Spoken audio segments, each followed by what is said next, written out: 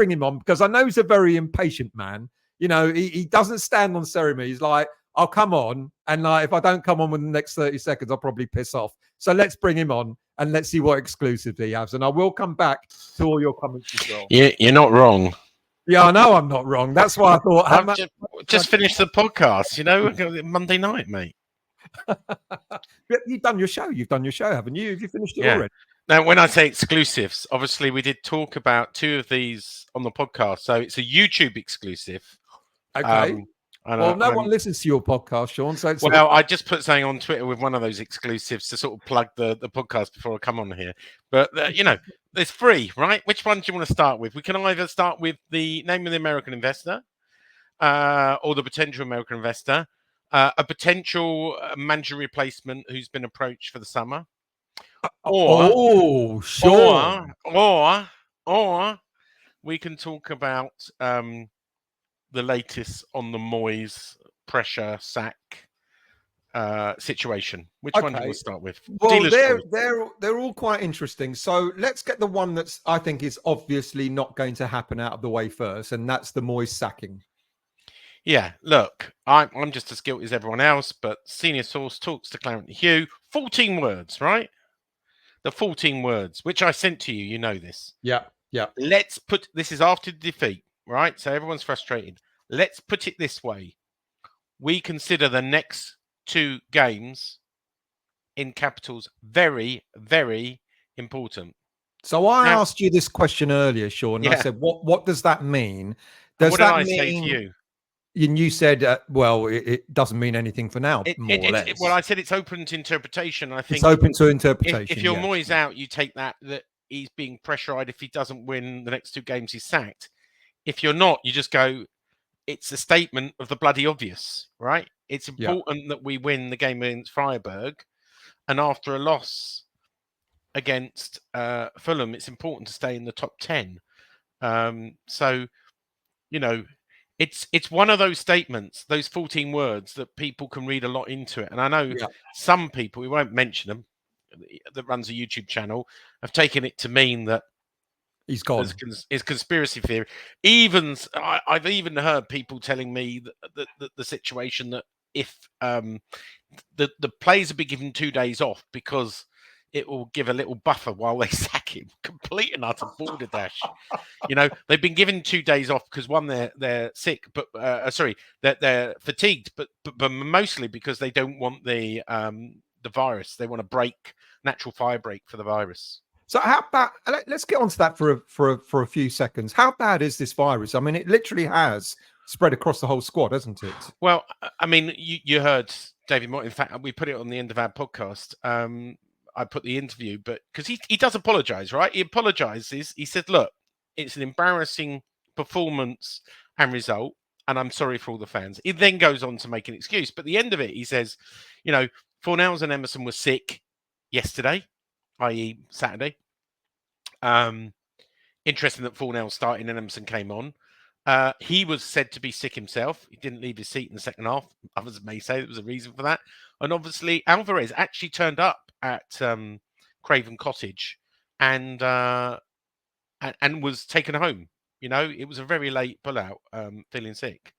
So, look, bad day at the office. I think if I was him and in that position, I would just go, you know, I want to apologise.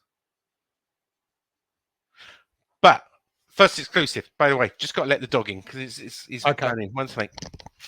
Montana, you asked what his channel is. He runs a channel called, it's a podcast. It's not on YouTube. It's a podcast called More Than Just a Podcast. So Bobby Moore, spelling than just a podcast. I won't lie. It is good, even though Sean's on it. And Canning Town Len and my good mate, my good mate John, who I've been friends with and got him into West Ham at 11 years old.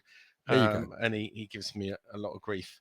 And also, Sean, plug your Twitter account. Our Twitter account is, you haven't put it on here, whatever it is, at West Ham Football. And do you know what?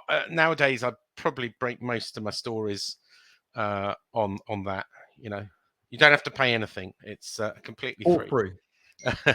Anyway. What I'll start doing is he'll start giving me the details and I'll charge you a lot for the details. Go on, Sean. Give us the exclusive. So the first one is that we were told today, just to clarify, because I think people got the wrong end of the stick, including my good colleague Huey, who doesn't like Moyes, right? It's no lie, and he said Moyes on thin ice. I think the senior source has moved to clarify the point this afternoon by saying Moyes is not under pressure. Moyes is not under any pressure of the sack. He could lose the next 2 games and there will be no consequence. So why did Sullivan come out with a statement that he did then?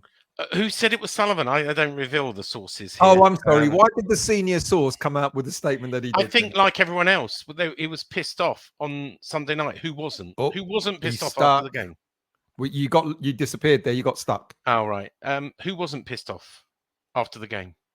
Yeah, I think we all were. Of course we were. Yeah. And senior source gets frustrated as well. So it is what it is. But that interpretation could be read different ways, and unfortunately, I think it got a bit carried away that it was an ultimatum.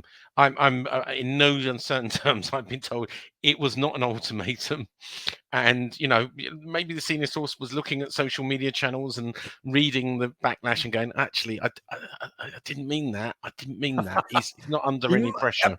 He must know what effect any statement's going to have, whether it's as I say, people moan about this, but he is a fan at the end of the day, and he feels as frustrated as, whoever he may be. If he owns a football club, you would feel a little bit aggrieved, wouldn't you? Agreed. There's a bit more in the game, and I think West Ham TV said this. The official channel. Moyes doesn't lose games in this way. It's very un-Moyes like. We usually lose, by 1-0. So to lose 5-0 was embarrassing for him. It was embarrassing for the players, and embarrassing for the club. So I think we have to just say it was a throwaway comment. It was a heat of the moment comment, which has been clarified. So that's just. You said it at the beginning, right? Not much of an exclusive. He ain't getting sacked, right? Yeah. Even if he loses the game against Freiburg and the game against Wolves, he ain't getting sacked. So. Okay, we've cleared that up. Let's leave the best till last. So let's deal with the American investment now, because we know Vanessa Gold has inherited some of her late father's shares in West Ham United, and it's no secret. Something like 3-4 weeks ago, just over a month ago, she approached Rothschild to look for an investor. Yeah, way before that. It was back in the summer. But yeah, you're right. Oh, Christ. Was it that long ago? Yeah. Okay. So you've got a name. Well, do you know what? Someone sort of... There was a story in one of the news sites about the Qataris again, which I've said has never been serious. And it was one of those stories. The Times ran a story about the Qataris back in... October, which I said was never going to happen because no one has ever approached the club. And there was another story yesterday sort of saying they were looking elsewhere. They'd gone off. Well, they were never looking at West Ham. But anyway, what was said is, but the Americans are. And I went, oh. So I spoke to my source and they said, well, I was given a name. Mm-hmm. I can't say who by. And he said, well, I approached this name, but they wouldn't talk to me. So, you think, okay. And because of who the person was, they would want a stand-up story by getting some kind of comment. But I don't have that. I don't have to go through that kind of lawyers need to look over things, etc. Standard. And therefore, I was given a name. It sounds plausible. It's only a potential investor, and it was this name was recommended to saying this guy is a potential investor. So I've just been given the name tonight, and I've just been looking him up. But do your own research, right? I will. He's an American born in New York, dropped out of college. His name is, and I hope I'm doing this right, Robert or Bobby Kotick, Kotick, and his fame is he dropped out of college to start a software company at the suggestion of Steve Jobs. Wikipedia is a wonderful thing, and at one point he bought a company, 25% of a company called Activision, which I'm sure you've heard of in the gaming world, and this was in the 90s. Now, if you know your gaming, actually that company was bought by Microsoft last year for 70 billion, right? He didn't own still 25%, but he's a rich guy, right? Forbes say he's worth $870 million. So he's not quite a billionaire, but he's well on his way. He's had a little bit of controversy. I'm not going to say it on this channel, but you can Google it up. Look at what Epic's just said. Bobby Kotick is an awful human being. Yeah, so he's had his controversy in the workplace. Oh God! Why do we attract always the controversy? But look, he's a potential investor, and my understanding, he's stepping down in January, early 2024, from his CEO role of Activision, and he's potentially looking for an investment for the next thing, what he wants to do.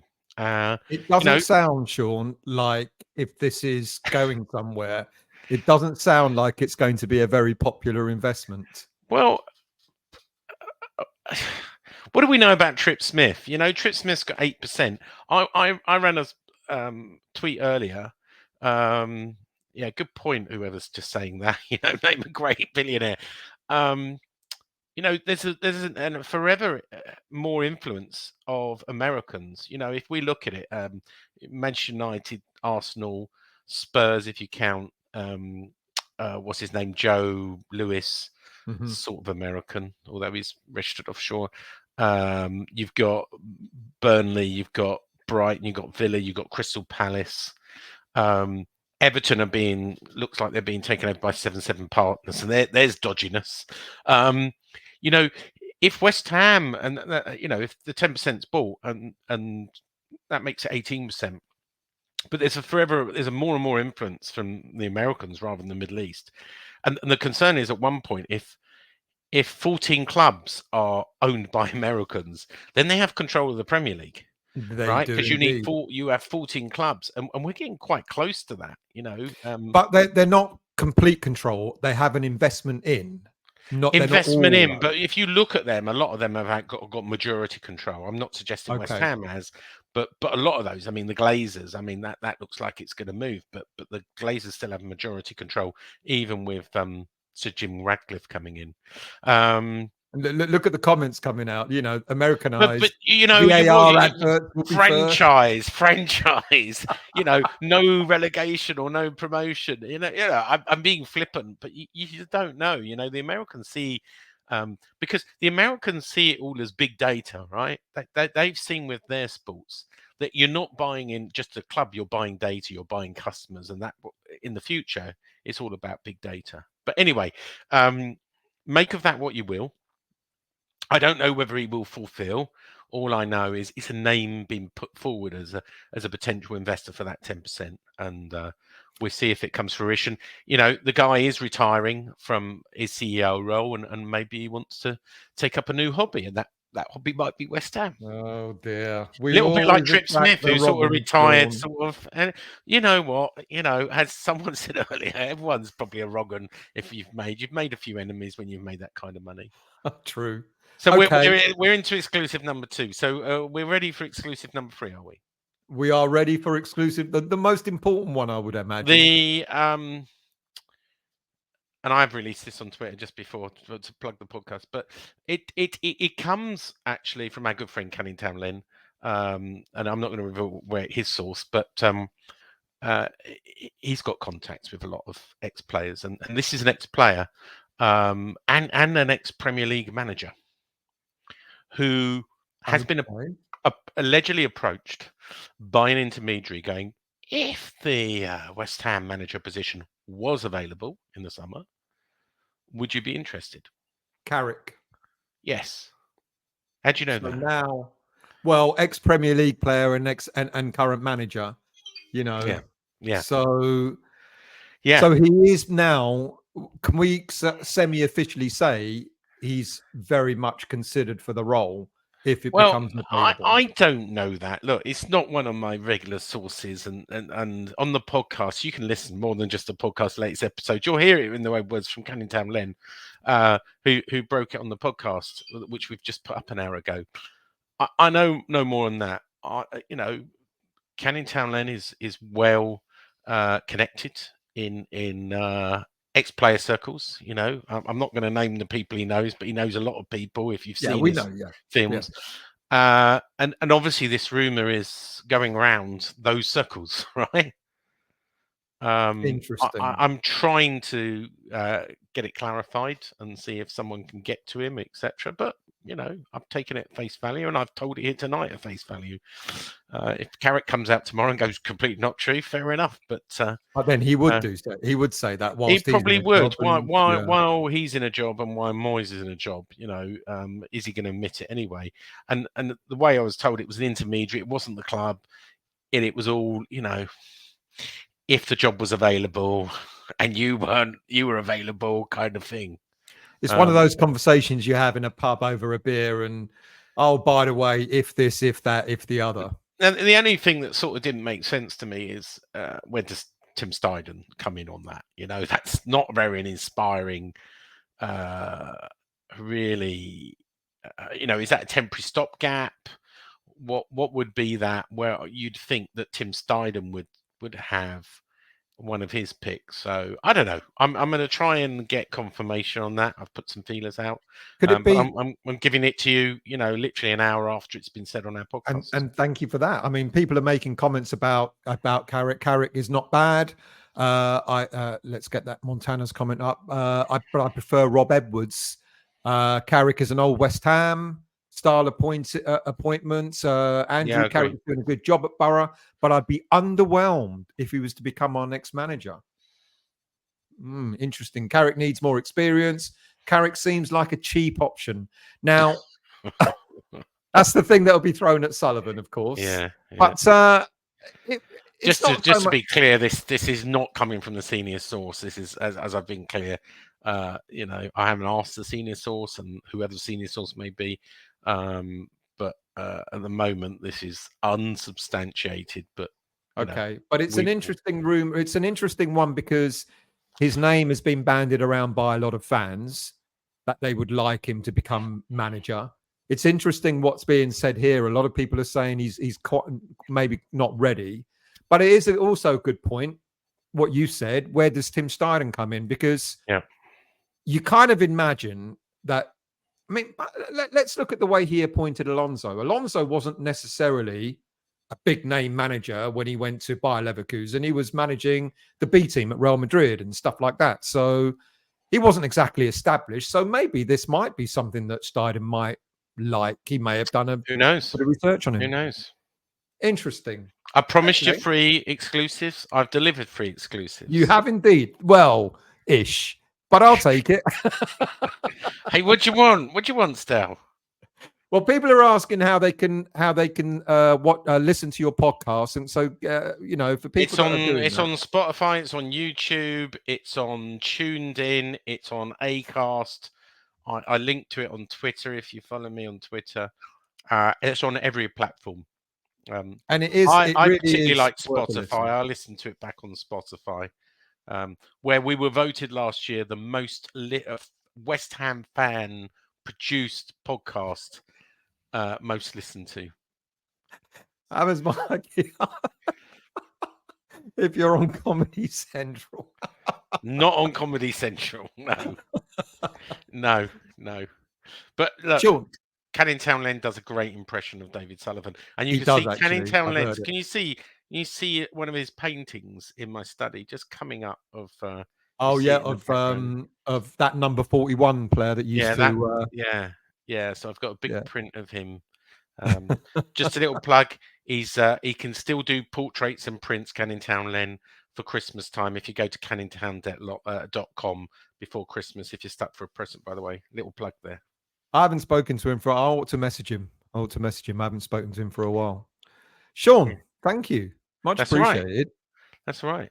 I'll recover what you said as I go through the show. But there you go, 3 exclusives. Moyes isn't going to be sacked. I guess we kind of knew that. We've got an investor, potentially Bobby Kotick, which a lot of people seem to know about in the chat because they've gone, oh God, not him. And then you've heard the exclusive, I guess you're all waiting for.